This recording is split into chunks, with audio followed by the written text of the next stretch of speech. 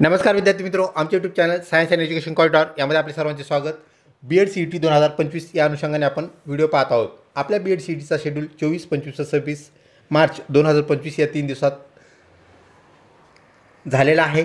तर पैकी आपण 24 व 25 या तिन्ही सत्रातील प्रश्न पाहिलेले आहेत।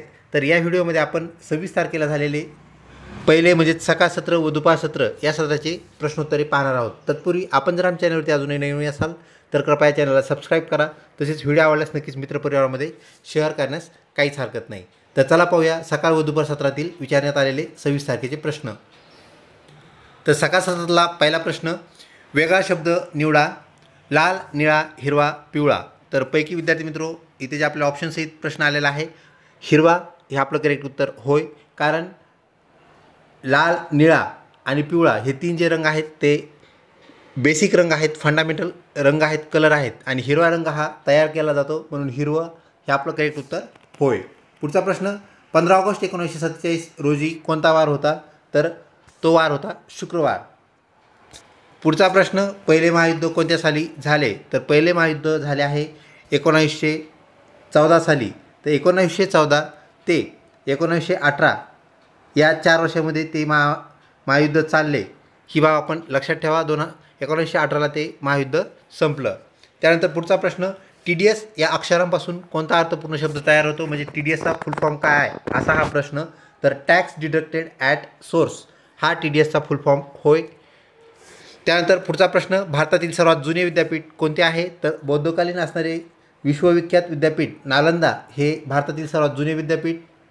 त्यानंतर पुढचा प्रश्न, राष्ट्रपतींना राष्ट्रपती पदाची म्हणजेच गोपनीयतेची शपथ कोण देतात? तर सर्वोच्च न्यायालयाचे जे मुख्य न्यायाधीश आहेत हे राष्ट्रपतींना त्यांच्या गोपनीयतेची म्हणजेच पद गोपनीयतेची शपथ देत असतात। पुढचा प्रश्न, 2024चं क्रिकेट विश्वचषक कोणी जिंकला?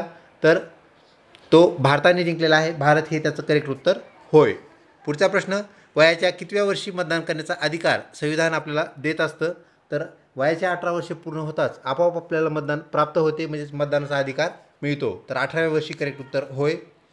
पुढचा प्रश्न विद्यार्थी मित्रो, व्हिडिओ आवडत असल्यास नक्कीच लाईक करा, मित्रपरिवारामध्ये शेअर करण्यास काहीच हरकत नाही। तसेच आपल्याकडे अजून काही प्रश्न असतील आपल्या कुठल्याही सत्रातले 24, 25 आणि 26 तर नक्कीच आम्हाला ते कमेंट बॉक्समध्ये सेंड करा, जेणेकरून आपल्या बंधुभगिनींना त्याचा फायदा होईल। चोरीच्या गुन्ह्यासाठी कोणते कलम लावले जाते? तर चोरीच्या गुन्ह्यासाठी कोणते कलम लावले जाते ह्याचे ऑप्शन्स आपल्याला अवेलेबल होऊ शकले नाही, फक्त प्रश्न आपल्याला तो मिळाला। पुढचा प्रश्न, आज सोमवार असेल तर 20 दिवसानंतर कोणता वार येईल? तर 20व्या दिवशी आपल्याला रविवार आलेला पाहायला मिळेल, म्हणजेच रविवार आपलं करेक्ट उत्तर होय। पुढचा प्रश्न, PETA ज्याला आपण पेटा असं म्हणूया, पेटाचे पूर्ण रूप फुल फॉर्म काय आहे? तर people for the ethical treatment of animals असं पेटाचं पूर्ण रूप होय, याला आपण फुल फॉर्म असं म्हणतो। त्यानंतर 2024 वर्षीचा 2020 वर्ल्ड कप कोणी जिंकला? तो सुद्धा वर्ल्ड कप भारताने जिंकलेला आहे, तर भारत त्याचं करेक्ट उत्तर होय। लोकमान्य टिळक यांचे वृत्तपत्र कोणते? फक्त एवढाच प्रश्न आपल्याकडे आलेला आहे। तर 2 वृत्तपत्र लोकमान्य टिळक यांनी सुरू केले होते, एक म्हणजेच मराठा व केसरी। तर मराठा व केसरी वृत्तपत्र पर्यायानुसार त्याचं आपल्याला उत्तर लिहावं लागेल। त्यानंतर पुढचा पर्याय म्हणजे पुढचा प्रश्न, राज्यसभेच्या सदस्यांची नेमणूक कोण करत असतात? तर 12 जे सदस्य आहेत त्या 12 सदस्यांची नेमणूक राष्ट्रपती करत असतात, म्हणजेच राष्ट्रपती हे आपल्याला उत्तर होय। खालीलपैकी कोणती प्रोग्रामिंग लँग्वेज नाही? तर यामध्ये 3 प्रोग्रामिंग लँग्वेज आहेत आणि एक कोणती नाही। जावा आपल्या परिचयाची आहे, पायथॉन आहे आणि HTML। तर ह्या तिन्ही लँग्वेज आहेत। तर ओरॅकल ही प्रोग्रामिंग लँग्वेज नाही, तर ओरॅकल आपलं करेक्ट उत्तर होय। HTMLचा फुल फॉर्मसुद्धा कालच्या सत्रामध्ये विचारण्यात आला होता, तोही आपल्या परिचयाचा आहे आणि त्यामधलं EL जे आहे ते लँग्वेजसाठी आपल्याला स्टँड झालेलं पाहायला मिळतं, म्हणजेच ओरॅकल हे त्याचं करेक्ट उत्तर होय। तर ओरॅकल आपण उत्तर लक्षात ठेवा, HTML नाही। तर विद्यार्थी मित्रो, लँग्वेज नसलेलं ओरॅकल आपण लक्षात ठेवावं, ओरॅकल हे आपलं करेक्ट उत्तर होय। पुढचा प्रश्न, एक गाडी ताशी 60 किलोमीटर प्रति तास जाते, म्हणजे ताशी वेगचा 60 किलोमीटर आहे, तर ती गाडी 2.5 तासामध्ये किती किलोमीटर लांब जाईल, किती अंतर कापेल? तर एका तासाला ती काय जाते 60 किलोमीटर, म्हणजे 60 गुणिले 2.5 आपल्याला करावं लागेल, तर ते होईल 150 किलोमीटर, म्हणजे 150 किलोमीटर ती गाडी जाईल। 2 तासामध्ये ती गाडी जाईल 120 आणि राहिलेल्या अर्ध्या तासामध्ये परत ह्याचे अर्धे म्हणजे ती जाईल 150 म्हणजे 150 किलोमीटर होय। तर आपलं उत्तर 150 किलोमीटर आहे। त्यानंतर आंतरराष्ट्रीय सर्वोच्च न्यायालय कोठे आहे, तर आंतरराष्ट्रीय न्यायालय कोठे आहे असा हा प्रश्न हेग या शहरामध्ये आपल्याला आंतरराष्ट्रीय सर्वोच्च न्यायालय पाहायला मिळतं. तर त्याला कोर्ट ऑफ जस्टिस असंही म्हटलं जातं. त्यानंतर पुढचा प्रश्न, शांततेसाठी भारतात कोणाला नोबेल पारितोषिक मिळालेले आहे, तसेच भारतामध्ये कोणत्या महिलेस नोबेल पारितोषिक मिळाले, या दोन्ही प्रश्नाचं उत्तर एकच आहे. ऑलरेडी हा प्रश्न आपण दोन्ही प्रकारचा घेतलेला आहे, तो प्रश्नावलीमध्ये आपण नक्कीच पाहिला असेल. तर मदर तेरेसा यांना शांततेसाठीचं नोबेल पारितोषिक मिळालेलं आहे. त्यानंतर पुढचा प्रश्न, खालीलपैकी कोणता ग्रह नाही, म्हणजे 3 ग्रह असणार आहेत, एक नाही असा हा प्रश्न. तर मंगळ, बुध, पृथ्वी आणि चंद्र. तर मंगळ, बुध आणि पृथ्वी हे 3 ग्रह आहेत. तर चंद्र हा ग्रह नाही, तो उपग्रह आहे, ज्याला आपण सॅटेलाईट असं म्हणत असतो. तर नॅचरल सॅटेलाईट असलेला आपल्याला चंद्र पाहायला मिळतो, त्यामुळे चंद्र हे आपलं करेक्ट उत्तर होय. युनोचे खालीलपैकी कार्य कोणते असा प्रश्न आमच्यापर्यंत आलेला आहे, परंतु त्याचे ऑप्शन्स आले नव्हते. तर युनेचं जे महत्त्वाचं कार्य आहे त्यामध्ये आंतरराष्ट्रीय शांतता स्थापन करणे आणि आंतरराष्ट्रीय सुरक्षा याकडे लक्ष देणे किंवा नियंत्रित करणे हे आपल्याला युनोचे असलेले कार्य पाहायला मिळतात. ऑप्शननुसार आपल्याला त्याचं उत्तर निवडावं लागेल. त्यानंतर ए हा बीचा भाऊ आहे आणि बी ही सीची आई आहे. तर ए सीचं नातं आपल्याला सांगायचं आहे. तर ए सीचं नातं काय असणार आहे, तर एचे शीशी नाते काय असेल, तर ते मामाचे नातं असेल, म्हणजेच मामा आपलं करेक्ट उत्तर होय. पुढचा प्रश्न, सर्वोच्च न्यायालयाचे, आता इथं भारताचं आहे, भारताच्या सर्वोच्च न्यायालयाचे न्यायाधीशाचे कार्य कोणते, अनेक त्यांच्या महत्त्वपूर्ण कार्यापैकी एक कार्य आपल्याला असं पाहायला मिळतं, राष्ट्रपती पदग्रहण शपथ देणे. तर राष्ट्रपतींना शपथ देण्याचं कार्य हे सर्वोच्च न्यायालयाचे न्यायाधीश करत असतात. पुढचा प्रश्न, 2022चा पद्मश्री पुरस्कार कोणत्या खेळाडूला मिळाला आहे, तर अवनी लेखरा या खेळाडूला हा पुरस्कार मिळालेला आहे, तो म्हणजेच पद्मश्री 2022. पुढचा प्रश्न जो की एक फुल फॉर्म आहे, URLचे पूर्णरूप काय आहे, तर युनिफॉर्म रिसोर्स लोकेटर, जे की आपल्या कॉम्प्युटरशी सर्च इंजिनशी रिलेटेड असणारा फुल फॉर्म आपल्याला पाहायला मिळतो. URL uniform resource locator correct उत्तर होय. व्हिडिओ आवडत असल्यास नक्कीच लाईक करा, मित्रपरिवारामध्ये शेअर करण्यास काहीच हरकत नाही. पुढचा प्रश्न, नीती आयोग स्थापना कधी झालेली आहे आपल्याला सांगायचे आहे, तर 1 जानेवारी 2015 आणि तिचे अध्यक्ष कोण आहेत, तर अमिताभ कांत. यापैकी आपला जो पर्याय आपलं जे प्रश्न असेल त्या अनुषंगाने आपल्याला त्याचा पर्याय शोधावा लागेल, कारण हा फक्त प्रश्न आमच्याकडे आला होता, नीती आयोगाची स्थापना कधी झाली असाही तो प्रश्न होता. नीती आयोग याशी निगडीत एक प्रश्न असा तो आलेला प्रश्न होय. तर स्थापना जर विचारला असेल तर 1 जानेवारी 2015 आणि त्याचे अध्यक्ष कोण आहेत, तर अमिताभ कांत. यापैकी आपलं उत्तर जे असेल ते आपल्याला पर्यायानुसार सांगता येईल. त्यानंतर वातावरणातील पृथ्वीलगतचा थर कोणता, हे वातावरण असं वाचावं, वातावरण झालेलं आहे ते. तर वातावरणातील पृथ्वीलगतचा थर म्हणजेच तपांबर होय. तापणारे अंबर, म्हणजेच अंबर म्हणजे आकाश, जिथं आकाश आहे तो पृथ्वीचा पहिलाच थर. तपांबर ज्याला आपण स्ट्रोपोस्फिअर असं म्हणत असतो, तर तपांबर आपलं करेक्ट उत्तर होय. मेजर ध्यानचंद हा पुरस्कार पूर्वी कोणत्या नावाने दिला जात होता, ओळखला जात असे, तर राजीव गांधी खेलरत्न पुरस्कार, राष्ट्रीय राजीव गांधी खेलरत्न पुरस्कार आपण ज्याला म्हणत होतो त्याचंच नामकरण होऊन तो मेजर ध्यानचंद पुरस्कार झालेला आहे. ही बाब आपण लक्षात ठेवावी. तर त्याचं करेक्ट उत्तर राजीव गांधी खेलरत्न पुरस्कार हे होय. पुढचा प्रश्न, संख्यामालेवर आधारित 8, 27 आणि इथं डॅश आहे, डॅशचा अर्थ आहे क्वेश्चन मार्क, 125, 216, 343, 512 आणि 1000. तर आपल्याला 8 हा 2चा घन पाहायला मिळतो, 3 हा 3चा घन हा 27 आहे, म्हणजे 2चा घन 3चा घन आणि नंतर येईल कोणाचा, तर 4चा घन. तर 64 हा 4चा घन आहे. त्या अनुषंगाने आपलं जे करेक्ट उत्तर आहे तर ते 64 ते म्हणजे 4चा घन. ही गोष्ट आपण लक्षात ठेवा. तर इथं काय आहे, 2चा घन म्हणजे 2चा घात 3, त्यानंतर 3चा घात आणि 4चा घात अशी ते सिक्वेन्स आहे, त्यामुळे आपलं उत्तर 64 हे होय.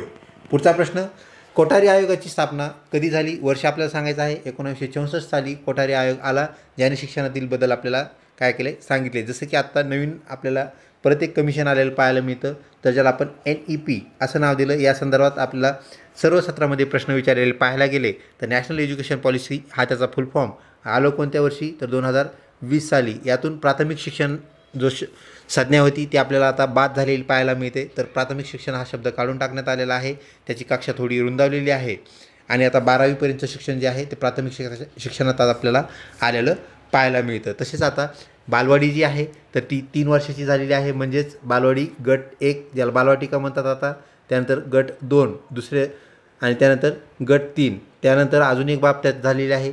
2 वर्ग ह्या बाडवालीला अटॅच झालेला आहे, तो म्हणजेच वर्ग पहिलीचा, ज्याला आपण स्टँडर्ड फर्स्ट म्हणूया, आणि त्यानंतर स्टँडर्ड सेकंड. तर बालवाडी 3 वर्षाची आणि 2 वर्ष हे यामध्ये ॲड झालेत, म्हणजे आता 5 वर्षाचा हा आकृती बंद आहे. त्यावर आधारित प्रश्न आपल्याला विचारण्यात आलेले पाहायला मिळतात. 5, 3, 3 आणि 4 असं आता आपलं शिक्षणाचं काय झालेलं आहे, आकृतीबंध तयार झालेला आहे. तर कोठारी आयोग याशी निगडीत असलेलं NEP धोरण आपल्याला सांगता येतं. त्यानंतर खालीलपैकी वेगळी संख्या आपल्याला सांगायची आहे. तर 23, त्यानंतर 17, 29 आणि 35. तर ह्या ज्या सगळ्या 3 संख्या ज्या आहेत, 23, 17 आणि 29 ह्या 3 संख्या आहेत मूळ संख्या, म्हणजे ह्या दुसऱ्या संख्येने कुठल्याही संख्येने त्याला भाग जात नाही. यामध्ये केवळ 35 एक अशी संख्या आहे जिला आपल्याला 7ने भाग गेलेला पाहायला मिळतो. म्हणजेच भाग न जाणारी संख्या आणि भाग जाणारी संख्या असा त्यात गट जर केला तर न जाणाऱ्या 3 संख्या, भाग जाणारी संख्या एकच. तर 35 आपलं करेक्ट उत्तर होय. पुढचा प्रश्न A2, C4, E6, G8. तर पुढे काय, तर पुढे आहे I10. ऑलरेडी आपण सांगितलेलं आहे, जे अल्फाबेट्स आहेत तर आपल्याला नंबरिंग करायची आहे. तर ती नंबरिंग वरच्या साईडने 1 ते 26 आणि परत उलटी करायची आहे आपल्याला 1 ते 26. या प्रकारे आपण ती नंबरिंग केली की आपल्याला याचं उत्तर काढता येतं. I10, I10 आपलं करेक्ट उत्तर होय. विद्यार्थी मित्रो, आपल्या प्रश्नावलीतला आजचा शेवटचा प्रश्न. खालीलपैकी आपल्याला प्रश्नचिन्ह ठिकाणी कोणती संख्या येईल ती सांगायची आहे. काही संख्या आपल्याला इथं दिलेल्या आहेत. तर इथं आपल्याला 3, त्यानंतर 12, 21, त्यानंतर 7, 4, 6 आणि 50, 80 येणारी संख्या कोणती असेल असा हा प्रश्न विचारलेला आहे. तर यामध्ये त्यांनी काय केलं आपण पाहूया. तर 7 आणि 3 किती, तर ते झाले आहेत 10. म्हणजे 7 आणि 3 10. त्या 10ला त्यांनी काय केलेलं आहे, 5ने गुणलं, म्हणजे 5 पट केलं, तर ते झाले 50. त्यानंतर दुसरा जो आपला रो आहे, उभा रो, त्याला आपण कॉलम असं म्हणत असतो. तर 12 अधिक 4 ते होतील 16. 16ला परत आपल्याला 5 पट करायचा आहे. 16 पंचे किती झाले, तर 80. आपल्याला इथं 80 दिसत आहेत. त्यानंतर 21 अधिक 6, तर 21 प्लस आपल्याला 6 करावे लागतील. तर 21 आणि 6 होतील